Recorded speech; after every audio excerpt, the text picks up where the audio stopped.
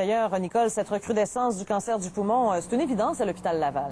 Oui, effectivement, on a constaté que le nombre de patients avait presque doublé depuis presque 10 ans. On sait que les Québécois ont été longtemps les plus gros fumeurs au Canada. C'est ce qui expliquerait pourquoi ils sont aujourd'hui les plus atteints, les plus grandes victimes du cancer du poumon partout ailleurs au Canada. Quel cycle actuellement? Là, je commence mon 3e cycle. Ce policier de Québec à la retraite a fumé pendant 40 ans. Il a reçu son diagnostic du cancer du poumon il y a à peine quelques semaines. On ne peut pas en vouloir à personne sauf à soi-même. Puis c'est de même que moi, je l'ai pris.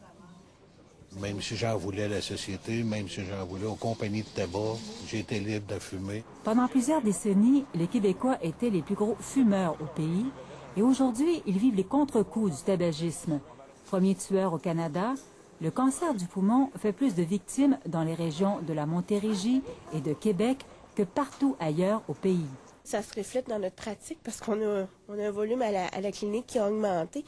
Par exemple, de 2000 à maintenant, on a probablement doublé le nombre de patients. Ici, dans ce centre spécialisé du cancer du poumon pour tout l'est de la province, on doit d'ailleurs mettre les bouchées doubles pour maintenir les listes d'attente à un niveau acceptable. Pour une chirurgie, un patient sur 2 doit parfois attendre 2 mois, alors qu'idéalement, le délai devrait être de 4 semaines. On se penche sur ce problème-là. On veut, avec le ministère, investiguer puis traiter les gens dans les délais prescrits. Pour vous donner un exemple, à partir de l'automne, on va avoir 1 journée et demie de plus en salle d'opération. Si le taux élevé du cancer du poumon est directement lié à la consommation du tabac il y a quelques années, on devrait pouvoir, dans un avenir rapproché, renverser cette tendance avec la baisse du tabagisme que l'on connaît chez les populations plus jeunes en ce moment.